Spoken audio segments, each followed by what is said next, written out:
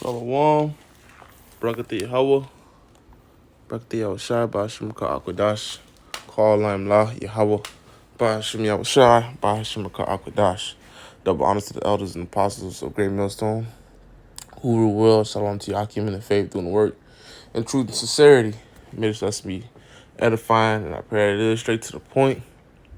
And Titus lesson is going to be, Lord willing, Diaspora, and inspirations from the Lord. Secondly, the apostles, they mentioned the diaspora, whenever we're speaking about, the word scattering. So bear with me as I grab a scripture out of the classic book of Deuteronomy.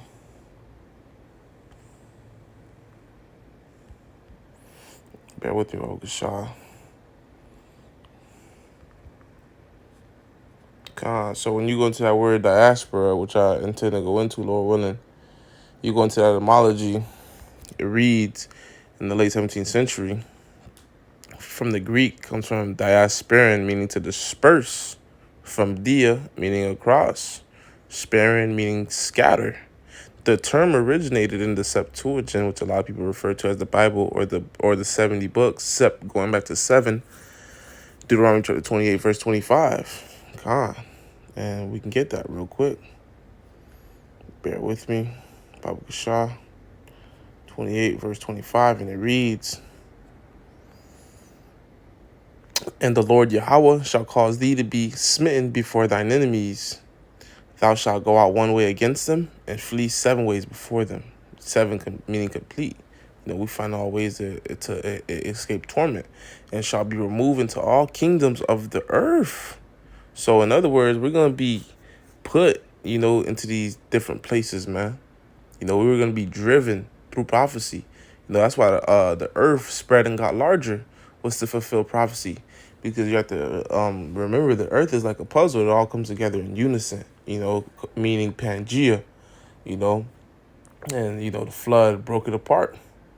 And we were scattered, and in that time, when we went off, we were left into these different places. You got the transatlantic slave trade, which is major. So another reason why I wanted to do this lesson was because in Haiti, if you're a Levite, you know what I'm talking about. If you ever visited Haiti or lived in Haiti, coming from the Americas, you're labeled as a Djaspora. They don't say diaspora because obviously that's not, their tongue. They say Diaspora, meaning, foreigner, meaning, my people from my people who's been scattered, my people who's been, pretty much moved across, my people who's no longer on the land with me. But, through the spirit, I was thinking about it. They're Djasporas too, because Haiti's not their land, not that, we won't rule Haiti once we're in the kingdom. But, if you're not an Israelite living in the land, which you really know Israelites should be living in the land, because the Lord is about to, do away with it, in the valley of Jehoshaphat. The Lord's about to plead and judge that, that valley, and everybody's about to be drawn near towards there. So, you want to be away from that hot zone. You want to be on the chariot. You don't want to be in Israel right now. You could see vividly what's going down. Them Israelis tearing down them Gazians, and them people fighting over a land that's not even theirs. Showing you prophecy, showing you that you shouldn't be there right now. And that's not what the scriptures refer to when it says spiritually free Babylon, So that word diaspora, it goes into the scattering. So whenever you speaking about scattering, you can mention that word for edification's sake, because when the Levites see their foreigner family members coming through, they always expect gifts because usually they're coming from a place that's, better condition, but, through the spirit, they're part of the diaspora as well because, they were scattered. So let me jump down to the last verse for edification's sake. Verse 68, "And the Lord Yahweh shall bring thee into Egypt, the house of bondage, again with ships, by the way whereof I spake unto thee. Thou shalt see it no more again. There you shall be sold unto your enemies for bondmen and bondwomen. No man shall buy you," meaning to save us, Ain't nobody going to save us out of this condition which the Lord put us in, although we're no longer in hardcore bondage to Yahushai, but, until the Lord release us out of this condition we're in, we're always going to be the tail, And that's why we thankful the Lord is going to send his only begotten son, because if it was up to our people, we'd be to tell forever. Our people would be extinct. So the duty which our people do is a high task, because our people do a duty for the nation. When I say our people, I mean in Australia, the elect out there prophesying, making their bodies a living sacrifice. They're already really ruling, through the Spirit. They're taking responsibility, They're speaking through the Spirit. They're giving our people what they need, which is this food, this scripture, So I really want to intend to make this quick. I'm going to get one more scripture, Lord, willing, through the Spirit.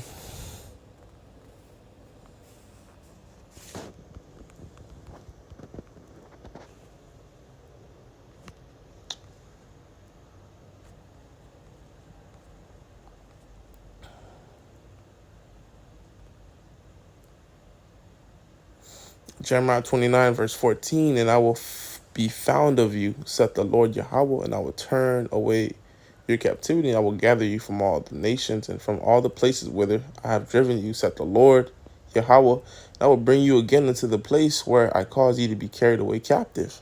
That's right, man.